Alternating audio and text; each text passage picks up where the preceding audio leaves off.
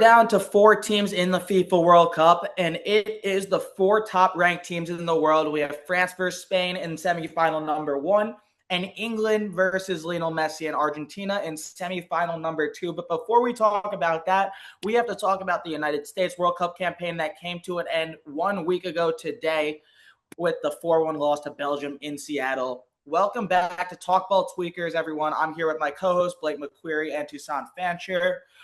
How are we feeling? Home run derby in an hour. Summer is well underway. World Cup semis. Fun stuff. Oh, the Summer League too. Can't forget about the Summer League, baby. Can't forget about the Summer League. Can't forget about the Summer League. Feeling great. We're in that period of sports where it sucks. Ain't much going on, but we continue to talk about it. So I'm feeling good. Yeah, I feel pretty good.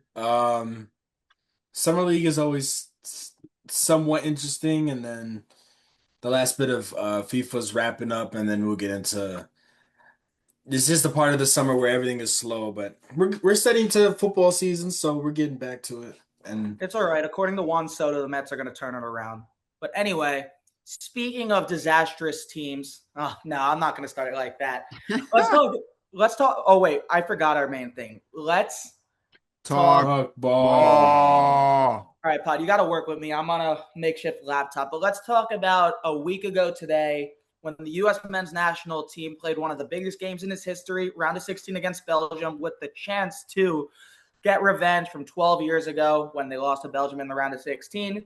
And the United States, I don't even know how to describe it. They put up a dud. They let Charles de Ketelaere score a goal in the 9th minute. Malik Tillman's second free kick tied the game before de Ketelaere scored again a minute later. The third goal, botched by Matt Freese and the U.S. Fourth goal, Romelu Lukaku did the little Trump dance. Bottom line, the U.S. got smacked by Belgium in Seattle. Now, let me ask you guys this. Thoughts on the game? And then let's talk about, was this World Cup a disappointment for the United States national team? But we can start with the game. I mean, just a disappointing performance from the U.S. An absolute letdown from that team. I mean, you can't. My after the game was over, my first thought was like, you can't come out in a game like that and perform like that. Like that's just unacceptable. So, very, very disappointing. I mean, Belgium was clearly pissed off, and the result showed it. And the U.S. just didn't show up to play. I think the red card, I think the suspension of the red card, I think probably messed some things up there. Gave the other side some extra motivation to come out and just absolutely, dismantle this U.S. team. So, I mean, you can point fingers all you want, but ultimately it comes down to the players who are on the field and who played in that game, and they didn't show up. So, yeah, I think it was just very disappointing to see. And like I said, I think it's the most frustrating because it's like you can't come out in a game like that and perform like that. Like it's so much different if you lose a game like that, like what 4-3, what was it, 4-1? Like you lose 4-3 and the fourth goal comes in the 90th minute. Like that's a much different game. That's a game where you're sitting here and we got a whole different reaction and a whole different outlook and a whole different um opinion about this team.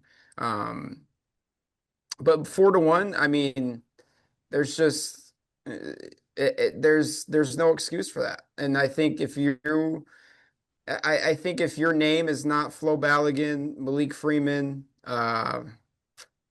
maybe Chris Richards, maybe Pulisic, I think your spot is up for grabs on that team.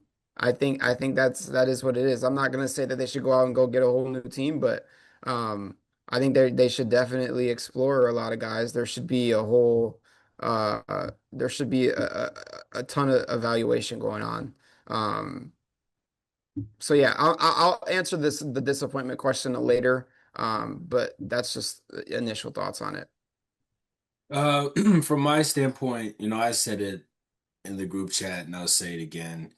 That's just comrade at its finest. And, I'm somebody that, I also look at the stuff that's not strictly on the field. The feel, the vibes, the feel good, what's going on.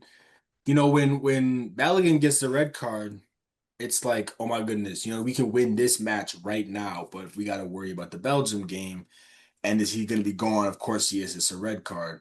So once he gets that red card, all you're thinking now as a fan is you got to pull your bootstraps up and go to work without Balogun. Then it's like, okay, he's back. But then you learn the reason why, and you're like, oh. And then it doesn't feel right. Like it doesn't feel right in the sense of, we now have our best goal scorer of this World Cup back, but it's like we got it back in the worst way possible. So now you're almost in a lose-lose situation. You lose the game, you look stupid, which we did, or you bring Balogun back and he scores a goal or two and you win, and all of a sudden this is one of the biggest FIFA scandals that happens is the United States basically got, cheated their way to a win. And I get it, different nations, qualifying, group stage, whatever, knockout. Some countries they win their theoretical World Cup by qualifying, by getting out of the group stage. For United States, in terms of the failure part, I want to answer that just really briefly. I don't have to go into description. I don't think it was a failure in any such of the matter, but I'm happy the US didn't win that, because if we did, then people would have started saying, "Oh, US bought a win," and US getting spanked by Spain regardless. I mean, we saw Belgium play Spain, and Spain is obviously a favorite. United States getting spanked by Spain. Um, so I personally would rather lose that, knowing that it's not it's not tainted. I don't want to taint a win. And what makes it worse, last thing I'll say, what makes it worse is the fact that the United States is not even a country, a soccer country. So we're cheating our way based on the fact that it's being held here.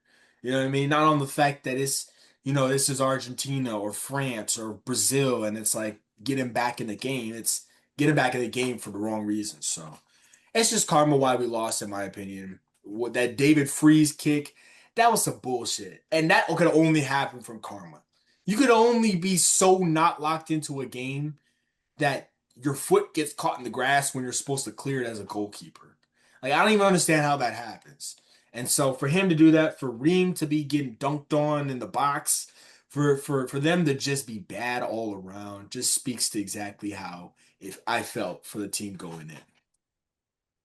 Yeah, I mean, you guys put it well. I didn't even mention the whole Flo Balogun controversy, and like we could talk about that another time. Definitely a disappointing match. Like, I hate using this saying, I really do, but the lights were too bright for them, and you felt like right from kickoff they were the second best team. Belgium dominated possession. The first goal was completely avoidable. Serginho Dest, Weston McKennie, Alex Freeman all had a chance to go up for it. They all said, "You get it." Belgium capitalizes, scores. Second goal, same thing. And then you go third goal. Like, that was just a terrible play. One of the worst plays in U.S. soccer history. Fourth goal doesn't matter at that point. What's the frustrating thing for me? I mean, look, I knew Belgium was a better team. Most people knew Belgium was a better team, but the reason the United States had a chance to beat Belgium is because of the momentum they've been building, winning their first knockout stage game in 24 years, World Cup being at home, and Belgium not playing well. And I think I texted you guys this when Belgium came back against Senegal. I said, shit, Belgium might have woken up. We might be screwed. And to be fair, Belgium did wake up and they played really well. But moreover, the U.S. lost that game. The U.S. did not play well at all. I'm just echoing what you guys said. Like, the Balogun thing absolutely gave motivation to the Belgium locker room. And I know you guys aren't saying this, but it wasn't the sole reason they won, obviously. And it was just a really disappointing result. And there's not much else I could say. There's really not. I could go into the tactics and everything. It's not worth the time. I'm going to pose the question now, and we'll get a little more macro. Was this World Cup a disappointment for the United States men's national team? Um, And if you need to think, I could go. no, I mean, I think I have an answer. I think that I'm gonna say yes, just because I think that we talked about it. We talked about it last, I think it was last episode or the episode before, but we talked about it before the Belgium game, and Jake, you had brought up a great point about like how that game against Belgium and in the round of 16, like that was probably the biggest match of the U.S. men's national team, probably history wise. And you go out and you lay an egg like that. So I'm gonna say yes. Like obviously, of course, there were great moments, this FIFA World Cup for this U.S. team. Um, there were great, you know, aspects of it to where you can point at something positive and be like, yeah, they're building something there. But I think ultimately it was the Belgium game that you really needed to win to fully, have that confidence and be like, yeah, like this team is going to go somewhere. Even if it's not this year, this team is going somewhere and they have a future. And, this program is on the uprise and is on the up and coming. And ultimately, it is what it should be. I mean, the United States should be a program in a ton of sports, especially soccer, where they are competing for titles. And soccer's not one of them. It hasn't been one of them since, I mean, what? We went to the quarterfinals in 2002, Yep. and I think that was the farthest ever. Like, I think, I think that I mean, it's just like what I said. You can't, that can't happen in that game. So to me, it was yes, because in that's the game you're supposed to win. And then you go to sign, you made a great point. Like US was more than likely going to get whacked by Spain. But you at least got to win that Belgium game to get to the quarterfinals, and then you get smacked, and then it's like, okay, now obviously we're probably a little further than where we should be, but we're at a great aspect right now. We're at a great point to where this program has a future, and they're building something, and they're going to be great for years to come. Now, I'm not sitting here and saying that this U.S. team isn't gonna be great next FIFA World Cup or in two FIFA World Cups. Like, obviously, it can happen. That's the whole beauty of the FIFA World Cup happening every 4 years. But like that's just that game against Belgium is the game you have to win. So, everybody can have the full confidence and say, listen, nobody can sit there and say that the U.S. and this U.S. men's national team isn't gonna be anything ever because now they can. So Do I think of it as a failure? Ooh, excuse me. Not entirely. Um, I mean, this is not our sport. This is not the United States sport. And I know people are critical of it, right? Media is more critical than a regular fan. But this is not the United States sport. It has never been and it never will be, just to make that very clear. And it can never be our main sport because the world has prioritized soccer or football as their main sport in Europe. And they do it in South America. They do it everywhere. We're the only country that really emphasizes basketball and football over everything. Obviously, football is American and basketball is becoming more global, but is a US sport. So we're never going to be in in those waters with the heavy hitters, the Frances, the Argentinas, the Spains. We're just not. Um, and as much as we would like to try to be, it's just not gonna happen. And so I'm more of a realist with what I believe in and my takes. And so we're never gonna get to that point where we're gonna measure up with Spain. But that's why you bring Pochettino in, right, in place of Berhalter, is for that game to overcome that. And so it just, I feel like everything that happened, and I don't want to interject too much of politics into sports and make it all about that. But it just spoke to exactly, I feel like, where we are in this country.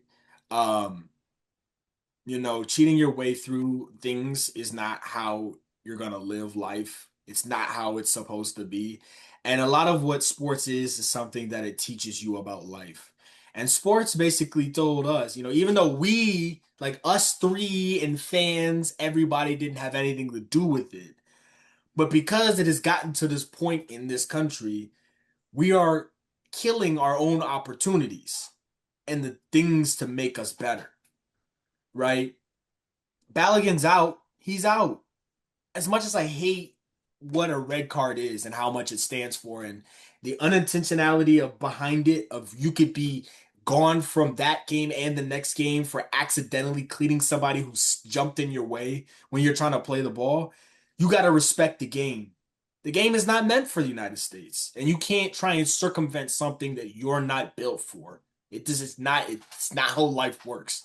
So the game basically showed the US team, even though y'all didn't do it, because of what is happening in the world, this is not for you because you tried to do that. The soccer gods, the sports gods, God, whatever have you, didn't allow it to happen.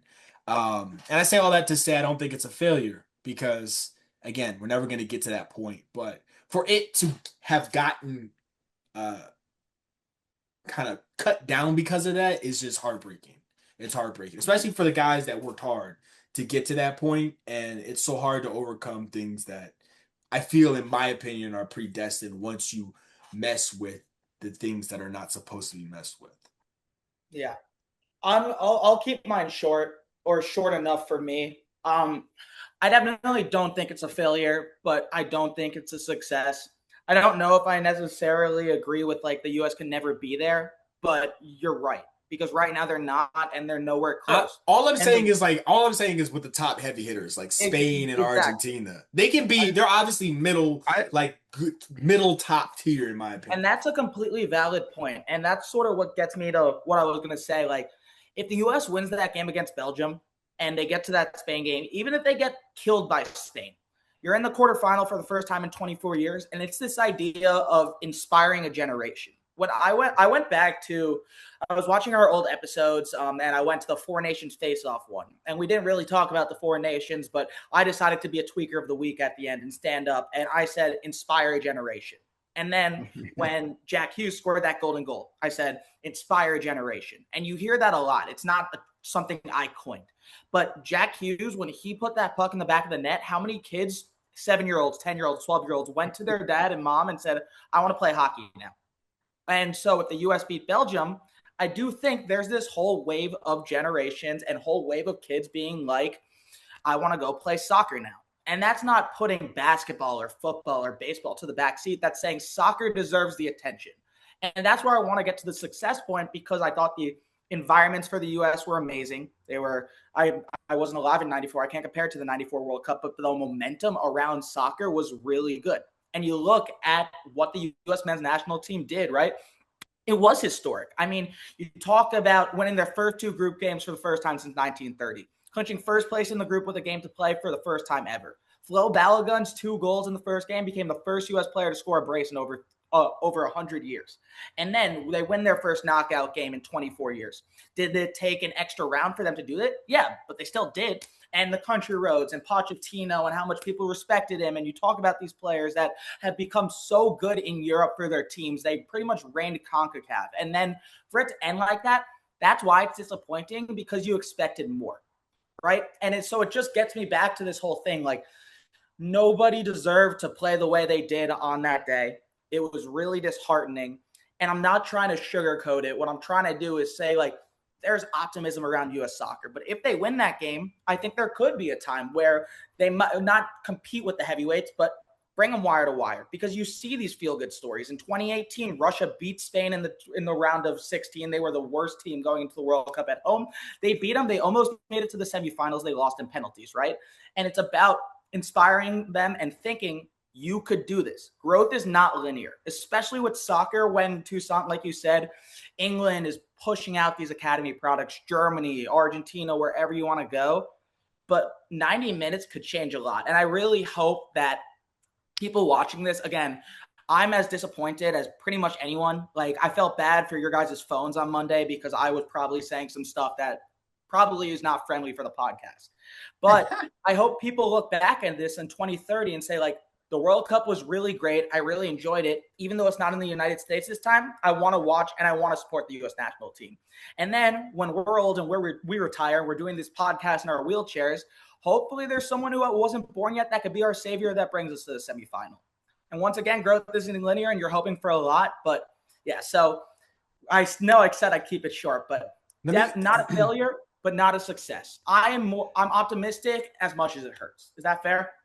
Yeah. That's fair. Let me say this.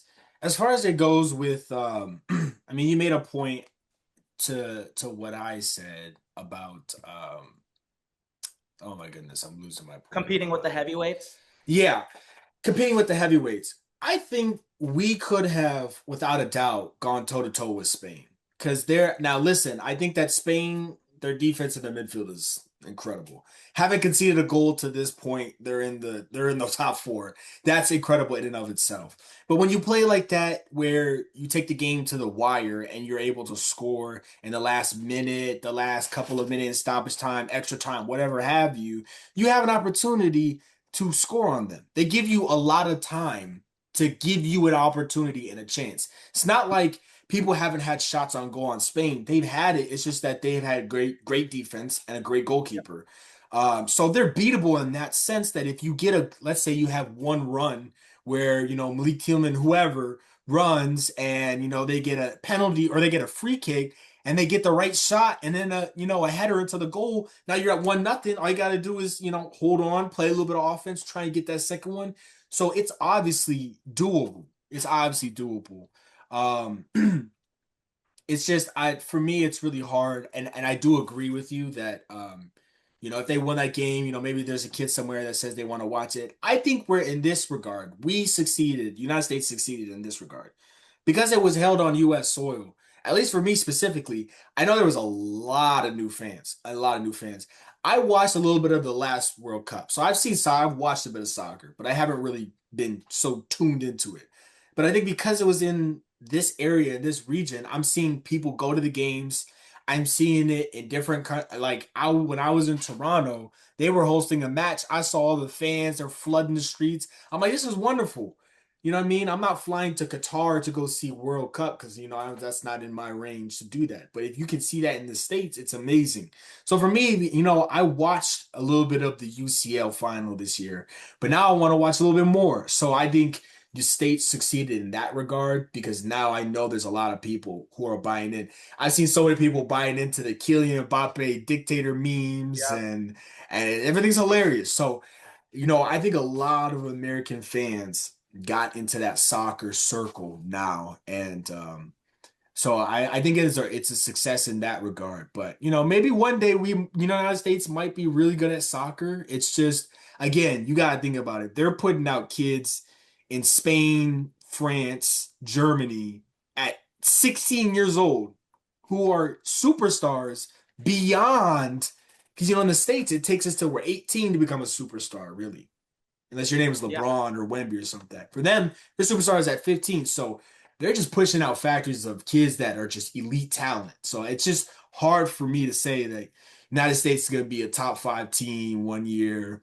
Again, we statistically, 8 teams have won it. So you could definitely be, the first team to win their first in a long time, but it's hard. It's hard to do. Yeah.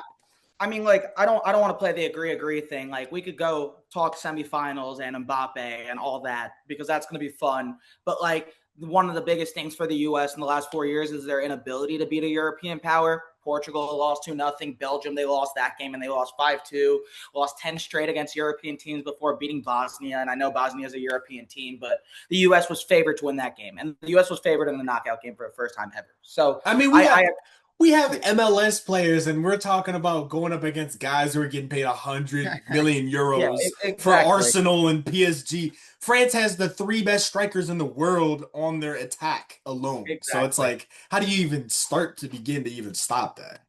Exactly. And I feel like that's a good segue into the quarterfinals or semifinals, rather. We could start with France-Spain. We'll keep them quick enough. Why not? But France-Spain, this is, for context, their 3rd straight semifinal matchup in an international tournament. They played in the 2024 Euro Finals, and it was Spain who won 2-1. A 16-year-old or 17-year-old Lamine Yamal scored one of the best goals I've ever seen. Spain, European champions. And then you go to either November or December 2025, they played in the Nations League semis. 5-4 Spain. Incredible game. Incredible. Now they entered the World Cup in 2026 as the 2 favorites. One of them goes to the finals. One more thing I'm going to point out, and then I'm just going to run away for a second and let you guys talk. Kylian Mbappe is one behind Lionel Messi for the most World Cup goals ever, has 20 and 20 appearances, is tied with Messi for the World Cup lead with 8 goals. Who's more important in this game, Mbappe or Lamine Yamal? I think it's for sure Yamal. The reason I say that is because France has got stars, man. Like up and It's down some that French roster. Avengers. It's the France, French France is Avengers. France is loaded, dude. I think like you can I mean both of them can have an like you know you look at Yamal and he necessarily hasn't been the star for that team this whole FIFA World Cup run. Um, so I mean I'm not gonna sit here and say like Mbappe can have an off day, Yamal can't. Like they both can have off days. Like they both don't need to score for their team to win. Um, but like France has just got stars, and we're talking about Dembele. Like he could win. Like he could win the Golden Boot. Like, you know what I'm saying? So it's like I think it's for sure Yamal. I think, Spain doesn't necessarily score as often. They don't score as much. We've pointed that out, obviously. Their defensive effort has been amazing this whole FIFA World Cup run. It's been historic. Um, so like, they're that team that, is, very, very good defensively. Obviously they're good offensively, they just don't score as much. So I think in that aspect of it, like France scores a ton, and it's because they've got so many stars and they got so many scorers, so many attackers. Um, to where I think it's definitely Yamal, but it's a tough question because it's two different two different teams, but they're both very, very talented. So, and they're two guys who are in different aspects of their career. So, um, but yeah, I think it's Yamal for sure. Yeah, it's definitely Yamal. When you are a team that lives by death by a thousand passes and slow your enemy down, wear them out, and then catch them by surprise, you need to have a better game than when you're playing the French Avengers. This is probably France's best team ever assembled. And obviously they've won it twice. They won in 98, 2018. Obviously, Mbappe already has one, and 98 was a legendary time with Zidane and Henry. But you look at the French team, if they get one, if they smell blood, they start it's a feeding frenzy. Mbappe gets one, Dembele gets one. Olise hasn't even scored. He's one of But the he leads the best. tournament in assists. Yeah, he leads the tournaments in assists, hasn't even scored. He had a crazy bicycle kick off the post against, I think it was Morocco, whoever it was, Sweden. Sweden, that almost went in. I mean, you go down the line, they have Desiree Douya coming off the bench. You got Bradley Barcola. I mean, you could go all the way down the lineup, and they're insane. So Yamal doesn't have to win or doesn't have to score for them to win, but he does have to have a good game. He does. They need all they can get from the offense because their biggest problem, Spain, is that they don't have a number one striker. They've never had a number one goals. They don't have a number one goal scorer or a number one striker. Have a great midfield, elite defense, but they need to get everything they can get out of their stars in order to come up with this. Because if Mbappe gets one, especially if he gets a penalty, Mbappe rarely misses penalties. And then Dembele is coming behind them, you know, behind him with the offense. And then they just it's relentless. Like everyone kind of had this team as the favorites. This is like every time I see them, I compare them to United States World Cup team with Braun and Stat. It's like it Yeah, doesn't matter what you do. What did he say? What you gonna do with Steph? Braun, yeah. you got Braun. What's chemistry gonna do when you got to guard Steph? Like, Hey, what's that gonna no, do when you got to go with Mbappe, Olise, Dembele, and keep going down the line? exactly. It's And hard. like, no, wait, were you finished? I don't Yeah, want I'm to done. interrupt. No, I'm good. Okay, cool. Like I agree with you guys more. I am going to argue the latter, but before I do, I mean the Lamine Yamal point is a great one because Mbappe in 2018 became the first teenager to score in a World Cup final since Pele did it. And now Mbappe's in the prime of his career. He's one of the best players in the world. If a 19-year-old Yamal beats Mbappe in France for the third time and goes to the World Cup final, and God knows what he does in the World Cup final, yeah, I mean, GOAT status early on. And that's a very Americanized take for me. The reason I'm going to argue Mbappe and play the latter, one, because I don't want to clean sweep it, but Spain has, I don't want to say owned France, but they beat France the last 2 times. And Mbappe scored in both of those games, but France did not do enough to win. And France is looking to become the first team in over 50 years to make 3 straight World Cup finals. And I mean, I think anybody could say this. If France is going to win this game, Kylian Mbappe is going to have a few chances. And look, it's very hard to find a time where Kylian Mbappe plays a bad game. But against a Spanish defense that's really good and really tactically sound, and what De La Fuente has done with that team, I'm going to say the pressure's on him. I really am, because France enters as the favorite, and like these guys don't care about pressure, especially in the World Cup in America. Like, come on, they don't care. But the pressure, I think, is really on France. I think people sort of doubted Spain after that loss to Cape Verde, or tie, rather. And look what Cape Verde did. So I'm going to say Mbappe. And so before we do these predictions, is there anything else we want to talk about in this game? I just wanted to talk about Elise for a second, because I love how you brought it up. You're not going to find a bigger Michael Elise truther than me. Like, in all my betting pieces that I've written at work, I've said he's going to find the back of the net. The guy had 25 goals at Bayern, $150 million bid by Madrid. He's their creative engine. Like, Mbappe's making history, Dembele's making history. Elise might be their best player on the field.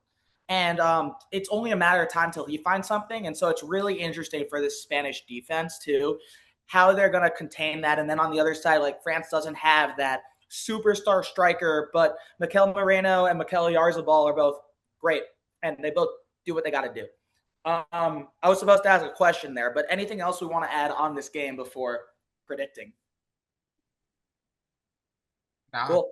Let's get into it. I'm going to go first because I don't want you guys to steal my prediction.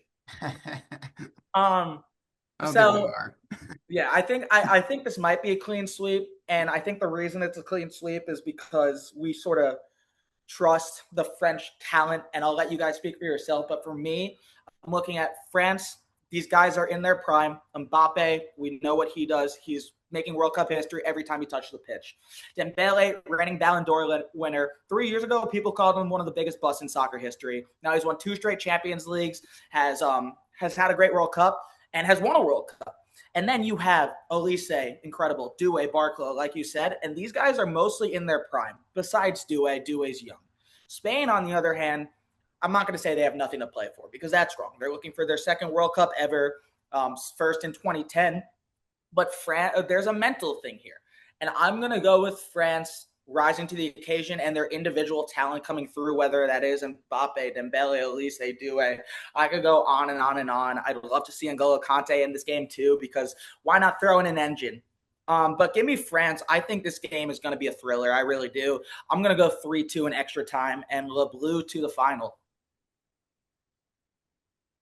I'm gonna go France, of course.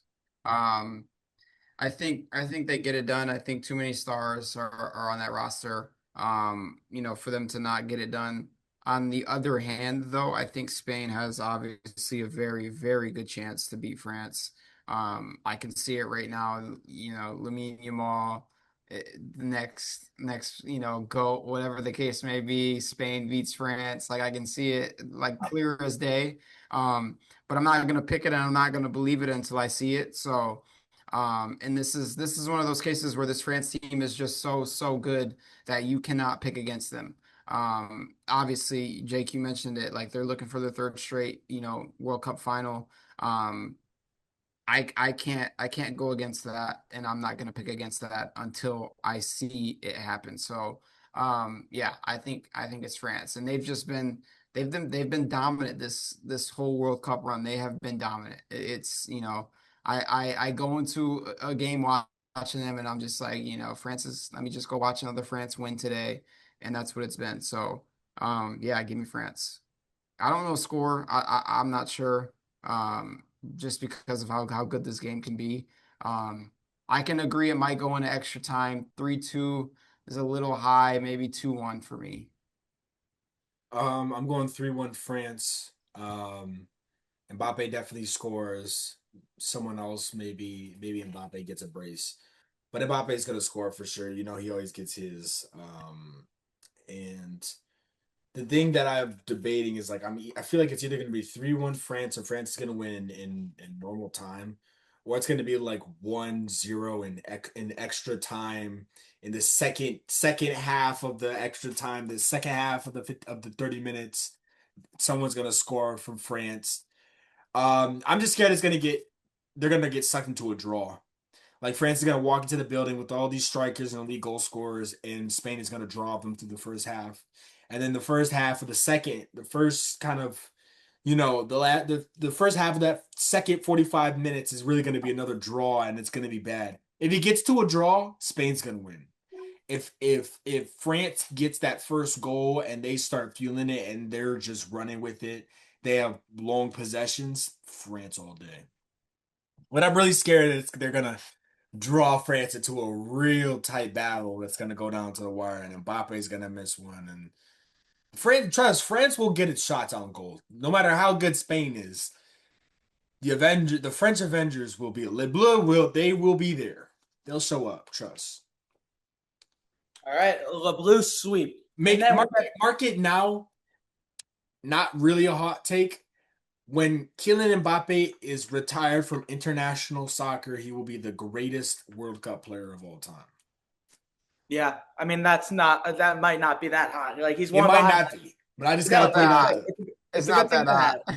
But let's talk about. I think he's gonna stay there for a while afterwards. How about that? Yeah, I think he's gonna stay there for a long time. I don't know, man. Lamine Yamal is a mother. Hey, tell Yamal get his goals up. He got 1. We got 20 over here. We got 20 of them bangs. I'm just saying this. Yamal we got 20 of them bangs. He got 1. Tell that young man. Cat's a mug. I'm telling you. Tell that young man get his goals up. Tell him get his goals up. Get your money up, not your funny up. And then, but they're both behind Lionel Messi. 20 plus 1 equals 21, which is the amount of goals Lionel Messi has. And let me just set the slate for the second quarterfinal or semifinal, which is nothing short of historic. Lionel Messi has done everything in his career. He's won back-to-back Copa Americas. He's won the World Cup. He's won the Champions League. He's won La Liga. He's won everything he's been able to win. Like, he obviously hasn't won the Premier League. He's never been in it. At 39 years old, the all-time leading goal scorer in the World Cup is tied for the lead with Mbappe for his first golden boot ever. The one thing he's never done in his international career, play England. And now he's playing England in the World Cup semifinals, and the Three Lions are there for first time since 2018, fourth time ever, looking to reach the World Cup final for the first time since 1966 when they won it all. And yeah, speaking of history, England's been so great. Jude Bellingham, Harry Kane, they're talented. Lionel Messi is Lionel Messi. And so I don't even know how to start this game besides this, or this conversation rather. It's nothing short of historic. It really is. Yeah. I mean, you said it. Messi's Messi. This Argentina team is undoubtedly relentless. I mean, we watched it against Egypt. We just seen it against Switzerland. Like, I think this Argentina team, man, I don't know what it is. People piss me off too. Like they really piss me off with this, people are making calls and a whole bunch of BS. Like, I get it. I understand it. Toussaint's looking a little guilty here on the side.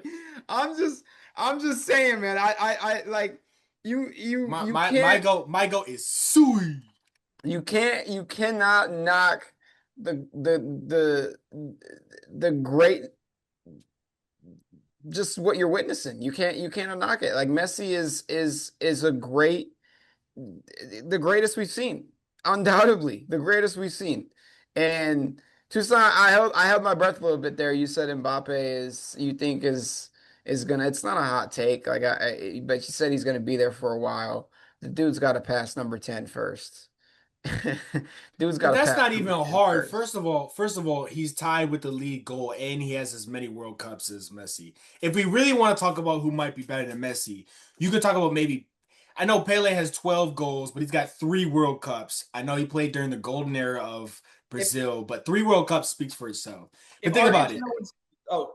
I was just going to say, think about it. He's been to 2 World Cup finals. He's been to 2 World Cups. This is his first as a captain. If he gets there 3 straight times and he wins 2, and one of them as a captain, and one of them as an 18-year-old, and he's 27, that means he's playing at minimum 2 more World Cups, 3 if he really wants to push it. But he's definitely playing in 2. So like, imagine if the French keep racking it up the next 2 World Cups. Like, he will be the greatest. Counter to this. I'm going to play the counter, though. Imagine if Lionel Messi, with an Argentina team that isn't as talented as they were in 22, they're a little older. Imagine if he beats this England team and then faces France off in the final and beats France. Well, beats France again. You have your argument there because that's like the Tom Brady, Pat Mahomes argument. If Lionel Messi wins the second World Cup, it's like nothing we've ever seen before because this is a guy that literally retired from international soccer and then came back and won everything. And individual stats aside, if Messi leads Argentina to become the first team since 1962 to win back-to-back World Cups, he's the GOAT. There is no debating it until Mbappe does it. And the Messi versus Mbappe debate's a fun one. And look, we could get into this, and I'm not trying to argue that they're both history. They're both ridiculous history. And like, I was much more emotional about Messi's World Cup last World Cup because you really want to see him win one. This time it's just like, all right, he got one.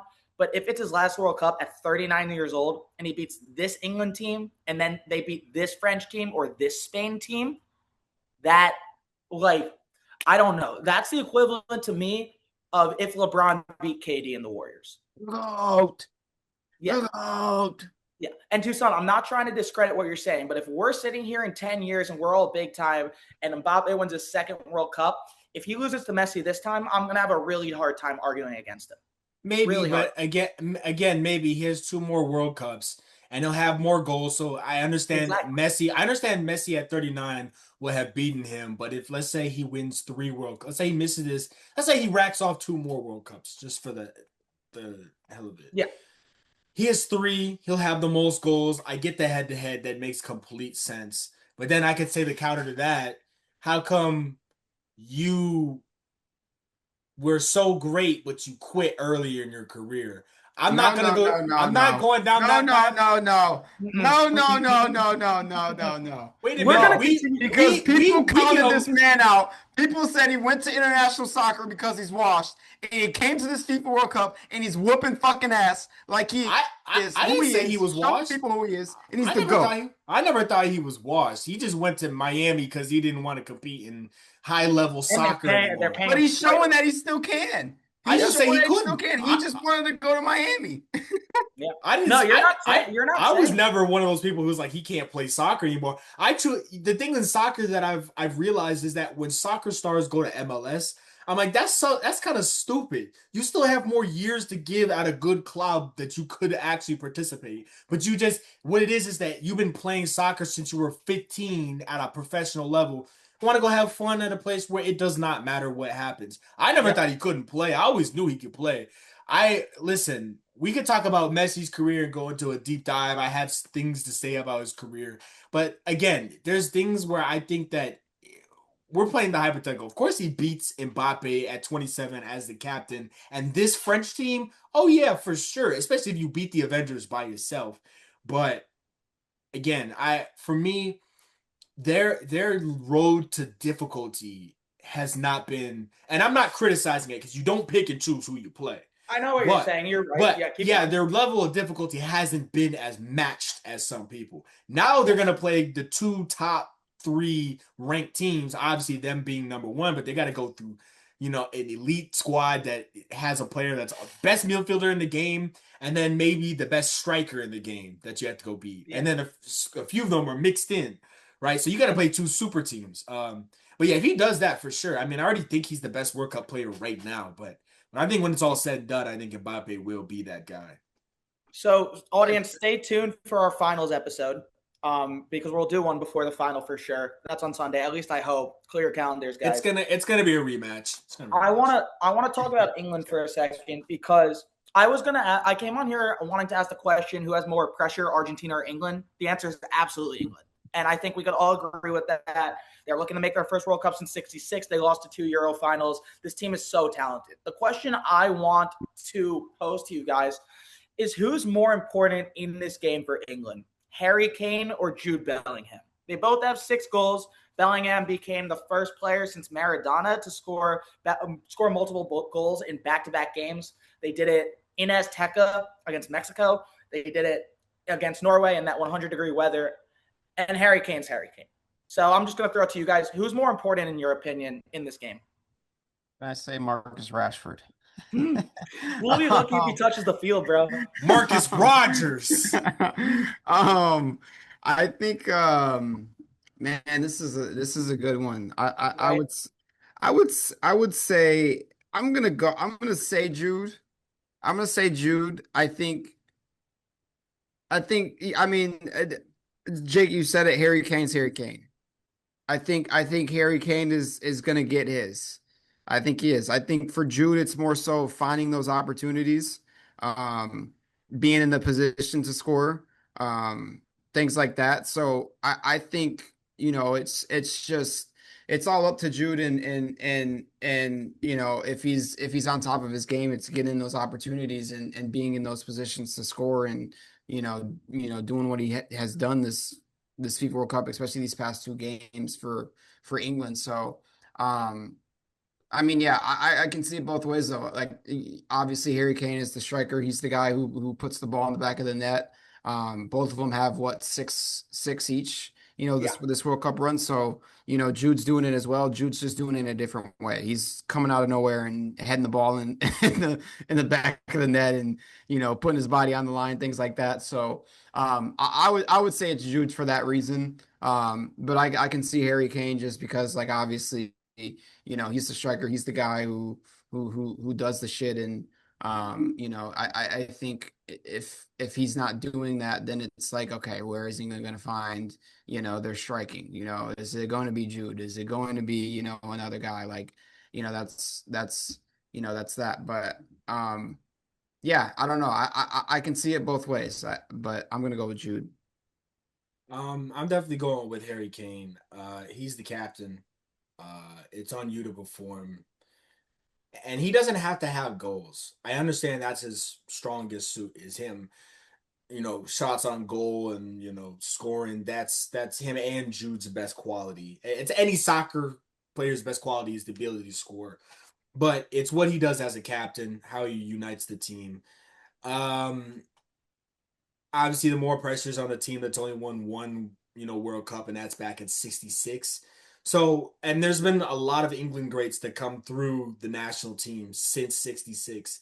And this is probably their best shot, at it. Obviously, you have to go through two monsters, obviously Messi, and then that French team. But this is where it all culminates. This is a great team. You got Saka. Pickford's been great, as a goalie. You got you got other players on that team, Declan Rice. You got other guys on that squad that can help you. Like, England is a really good team, and it's all culminating at the right time. So for me, it's got to be Harry. I need a goal out of him. I understand that Jude's been hot, and Jude will probably get one. But Harry, I need him to be great. For England to win, I need him to be great. Yeah. I'll let us get into our prediction. I'm not even going to break it because there's no wrong answer here. Harry Kane 3 years ago was a guy who never won a trophy and was a meme. If he carries England to the World Cup, he might be their best player ever. And on the other side, Jude Bellingham is one of the best English midfielders ever. He's starring at Madrid. And it's funny because in this game, you're facing off against Alexi McAllister and Enzo Fernandez, who both play in the Premier League, and he doesn't. So there's familiarity on both sides. And like you said, this might be the best England team in a very long time. Now they have to face the greatest of all time. And so just sets up a very interesting one. Without further ado, England, Argentina, who gets to the final at MetLife Stadium? I think it's Argentina. I'm not. We just did all that work honoring Messi's legacy and upholding his name. So I'm gonna go with Lionel Messi and Argentina. I just think they're relentless, man. I think they are. Obviously, like they're not on paper. They aren't this star-studded soccer team, behind who Lionel Messi is. Obviously I'm not gonna sit here and say they don't got guys. Like, obviously they got guys, you know what I'm saying? But They're not France. They're not England. They're not these rosters that you're sitting here and you're like guy, star, star, star. That's not who Argentina is. But they've found a way and they've continued to battle. And I think these past two games, to me, it's been incredible to watch. So I'm going Argentina. But I absolutely love this England team. I think England can absolutely win this game. Obviously, there's without a doubt they can win this game. I wouldn't be surprised if they do. But I'm not going against Messi. You're crazy if you think I am. So I have Argentina. I think this one's gonna be. I would say I could see this one being a 3-2, 3-1, 3-2. I got Argentina. Yeah, it's Argentina, undoubtedly. You said earlier, Jake, you think more pressure's on England. I think there's more pressure on Argentina, and I think it's because you look at Messi, he's 39, he's probably not coming back. He could, it's possible, but he's gonna be really old. He's gonna be older than Ronaldo is now, and Modric. It's his last one. Let's call it spade and spade. Right. They're literally dancing after every game saying it's his last World Cup. So if it's his last one, I think there's more pressure on the team to say, okay, again, this part plays a part in it. They haven't had hard competition to a certain level to this point. I get that the Swiss and everybody you've played, Egypt, hard teams to face, but now you're playing two of the best teams possible. And if this is going to be his last one, again, we're calling him the greatest of all time. This is the biggest stage. At age 39, this is his last bit of like international run ever. So he's gonna have to give everything he has. And I think in that country, in Argentina, you mess up Messi's opportunity to win a World Cup. You not living in Argentina no more. Your family, or you better get you better get on a plane immediately. They will hate you forever. So I think that's why they have the most pressure. And I think that's why Argentina's gonna win this game. And then yeah. And then we know who's coming. We know who's coming on the other side of the bracket. We'll talk about that on the finals episode. And like the French dictators coming through. Like my one thing is Messi has a World Cup, but like the pressure point's a good one because like especially these Argentinian players that aren't Lionel Messi, and this is a whole nother conversation. I hate clean sweeps. And I hate it every time. I don't think there's ever been a game in my soccer watching and soccer playing career where I have went against Lionel Messi. I just can't. I think England is the better team on paper, like you guys said. There's a reason why every Argentina fan in that stadium will wear a Messi shirt and why the England fans will be very. There's a reason why when you go out on the street, people have a Lionel Messi jersey. And he has revolutionized this game. But moreover, like you said, this Argentina team, like, they have been relentless. And one thing I wanted to say is I think these close results is more of teams making history. Like Cape Verde, smallest nation to ever make the knockout stage, they tied Spain. And so they tied Argentina. Argentina won that game. Egypt makes the knockout stage for the first time ever. They win their first knockout stage game ever. That's a good team with some good players. And then Switzerland, quarterfinals for the fourth time ever. Now we can talk. I'm not even going to talk about that weird red card and stuff. I still think Argentina wins that game if it's 11-11. When you get to this, I really like the resilience point. And if England totally can win this game. I am 24 now. I don't think I've ever picked against Lionel Messi in my life.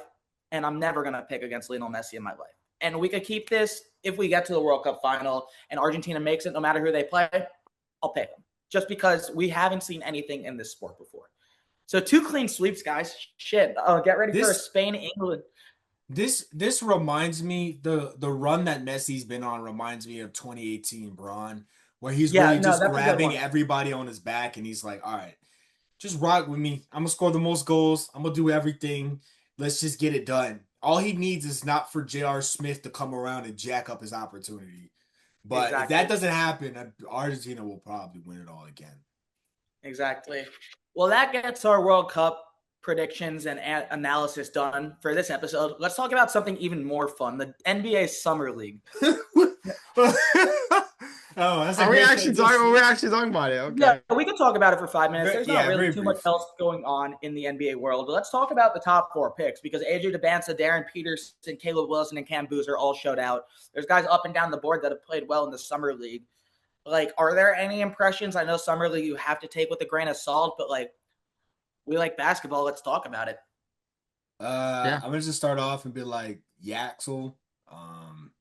I think he's been we're seeing the Dominican LeBron like that. I'm seeing it. I'm seeing the Dominican LeBron. You're also seeing a Daymara airball a hook shot.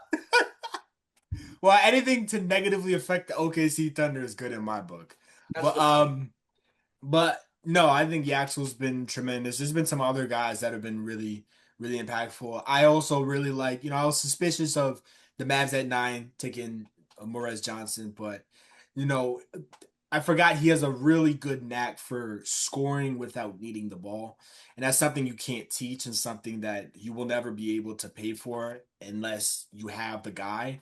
Like you can't, it's not something in abundance at the NBA. Everyone wants to be a superstar. So for him to go out in the summer league and be like, I'm gonna get rebounds and points here and there and be a kind of a scavenger for 20 points, it means something. It means he's gonna have a place on the team for the Mavericks. So I thought that was good. And last thing I'm gonna say, I know Darius Acuff didn't have an efficient game. Everyone stopped freaking out. All right, everybody's. I saw so many people talk about, oh my goodness, his shot efficiency wasn't good. Listen, on the Sacramento Kings, he better get 40 shots a game, and I'm not even joking. I'm not even joking. If the ball goes to anybody else on the Sacramento Kings and he doesn't get 40 shots a game, it is a mismanagement. I am telling you. Do not let other people on the Kings shoot the ball. I have not watched Sacramento Kings basketball for the last 10 years of my life. Probably ever. Hey, this might be the first year. 2023, like the Beam team. Don't forget. Yeah, I was forced to watch that team in the playoffs. They were fun. But and then Steph Curry dropped 50. And then they freaked out and realized they weren't good enough to compete. What's that chemistry gonna do when you gotta guard Steph, man? Yeah, what's that chemistry gonna do when you gotta guard Steph? Hey, I'm just gonna say that. Yeah, I got nothing more to say. Yeah. Summer League. I think as far as the top four picks go, nothing surprised. Well, I would say there hasn't been much that surprised me. Cam Boozer a little bit. I think out of those four, Cam Boozer, I think we can all agree that Cam Boozer was probably if one of those four were gonna be a bust, it'd be Cam Boozer. Not gonna He had say the highest floor. I'm not gonna say obviously Cam Boozer is not gonna be a bust based off of the 3 summer league games that he's played, but I mean he's been playing tremendous basketball and he has shown that he definitely has a place in this league. Which obviously he's a very dominant basketball player and we've seen it at Duke, but I just think if you want to point out those four, nothing's really been shocking. Caleb Wilson and his 7 3-pointers was probably a little shocking as well. He didn't shoot the basketball much at Carolina, but he's been working on his jump shot clearly this offseason. He's been in the gym with Lethal Shooter, they said. Shout out Lethal Shooter. Understand it now. Somebody on the Detroit Pistons needs to go do that. But yeah, no, I think the four have showed out. They've showed why they're the top four picks. AJ versus Darren was fun. Darren had 9 fouls, which was insane. How you foul out of 2 games damn near? I know. And yeah, honestly, the shooting efficiency thing, like that's it's kind of frustrating a little bit just because I mean, these kids haven't played organized basketball since March. So, I mean, shooting efficiencies are going to be off. They're going to want to shoot the hell out the basketball. They're top 4 picks as well. I'm going out there to put on a show. I don't know what y'all talk about. But if you told me I got to go to Sacramento, you better give me 40 shots. Part of the contract. I'm shooting the basketball. The summer league, it's sort of glorified college basketball. It's to shoot the basketball as well. You got to shoot the basketball. So the shooting efficiency thing, I'm not gonna we've watched so many great players in the NBA Summer League have bad shooting efficiencies, but they've had great games. It's the Summer League. Let's be for real. And then one thing I wanted to point out was Chaz Lanier. Mm. Shout out Chaz Lanier. He better be getting some play time this upcoming season. He's I'm been a not. bucket at every level, bro. I Every mean, level. Bro, at this point, if the homeless man outside Little Caesars Arena could shoot, get him a suit. I'm telling you, bro. It's bad. If the crackhead down the street can shoot the rock from way back when, get him in a jersey, man. No, dog. Chaz Lanier's been insane. 7 threes yesterday, 8 threes today. He was 8 for 13 from the field. He was 8 for 12 from 3-point range. That's a true shooter right there. Yeah. So shout out to Chaz. Like I said, I think he needs to be in the rotation this upcoming season.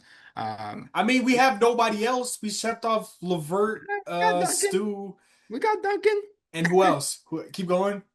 Nobody. But that's what I'm saying, though. Chaz is gonna be that good. Chaz needs to Bro, be that guy. we cleared half our bench to make room to sign for a center that averaged 10 points and 8 rebounds this year. Yeah. Hey, man. I mean, yeah, I think I know who you're going to say for Tutor of the Week, and we can get into that. I'm not going to give you too many observations about Summer League. What I am going to say is just it's good to see Caleb Wilson play college basketball at a competitive level again. Oh, not college basketball, play basketball at a competitive level again. We're not going to take any observations and be like this is going to translate to the NBA because LeBron James and Steph Curry aren't playing in the Summer League. Yeah. And so the NBA is a whole different animal. Just unless you're a Duke fan, it feels good to see Caleb Wilson play college basketball. Like I know I'm a North Carolina fan, but North Carolina could have You beaten said college basketball again. No, fuck. Anyway, I Caleb think Jay's Wilson, trying to throw some shots here. no, Caleb, bro. Like the thing with Caleb Wilson, and I know I'm a Carolina fan, but he beat Duke, he beat Kansas, and he beat Kentucky. And the Carolina could have beaten any team. Would they? Probably not, but they could have because of how good he was. And for his season to end the way it did, when his last full game was the buzzer beater against Duke, breaks his thumb, works his ass off to get back for the Duke game, only to break his other thumb on a non-contact drill. Unless you're a Duke fan, it's just good to see him go out there. And the guy's a psychopath too. Just like I'm not happy we lost, so good for him. I think all four of these guys are going to be an all-star at some point in their career too. But that's not a summer league observation. I said that in the draft episode too. But anyway, tweaker of the week. Now, if you guys want to talk about the Detroit Pistons, you totally can. But I'll open the floor to however you guys want it. Favorite segment of the podcast? I got mine, so I might as well go. I have a few. I have a few. One is Norway as a soccer team besides Erling Haaland. What the hell are you doing? Not passing Haaland the ball. I mean, that was hard. That was hard to watch. That was hard to watch. Mm-hmm. You have your striker, your striker, who is one of the best up and coming football players in the world, wide open on a break, and you don't give him the ball to at least try and score a goal. You want to keep the ball yourself and score. And then it happened. I mean, that exact moment, that exact play didn't happen, but I mean, it happened a few more times. They just weren't passing him the ball. I don't know what it is. I don't know if they're jealous of him. I don't know what the hell was going on. But that was insane. Mm-hmm. That was insane. I mean, if I was him, I would have been in there cussing, screaming, all types of shit. You would have been yelling like a Viking. Bro, I would have been in there cussing up a storm if I was him. That was crazy. And then I don't know whose decision it was to take him out in extra time, during the break of extra time. I don't know whose decision that was. I don't know if it was his. I don't know. But that can't happen either.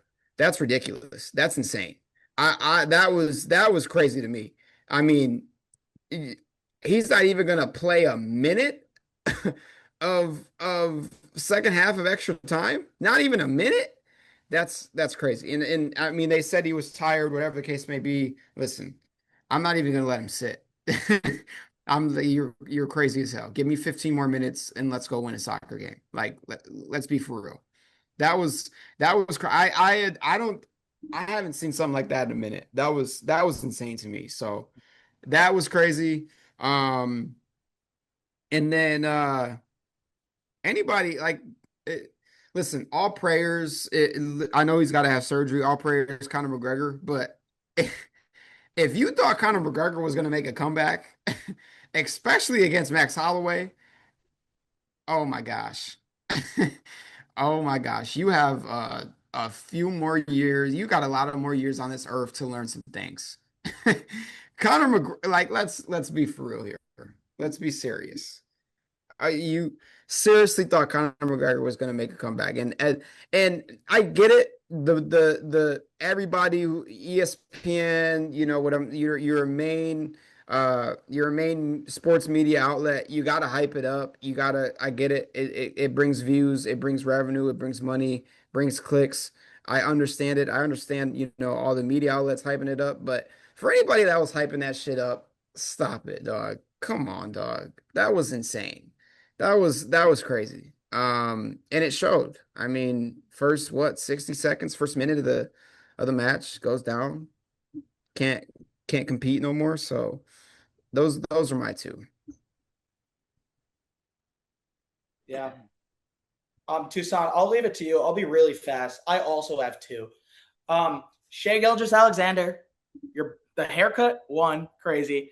Two, the Drake toast at your party, cheesy, but whatever. Shea, we know what you are. Two, Geno Smith.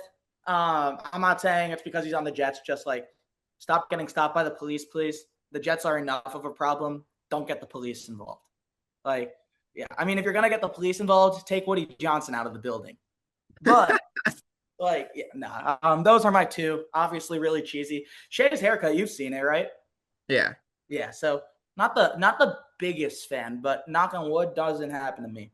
Doesn't matter. I think it looks fine. Yeah, I mean, he could hoop. It doesn't matter. I think it looks fine. Yeah. Number one tweaker is that Paraguay senator that was talking all that mess about Mbappe, said racist remarks, and then went on to double down and was like, "Back in my day, we were just racist." And no, she dead ass said that, and then she was like, "You know what? I'm gonna sue Mbappe because he responded to my tweet." She claimed that he hate farmed stuff on women to her after she literally said racist remarks to him. So that's number one.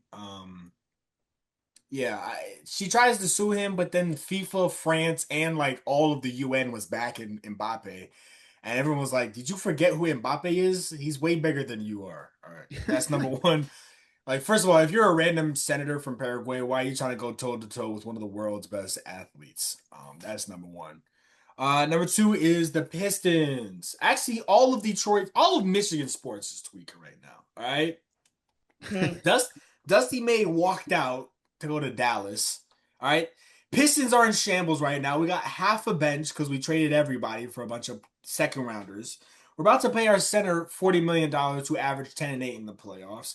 We still don't have a number two scorer. They took Trey Murphy off the market. Tyler Hero's gone.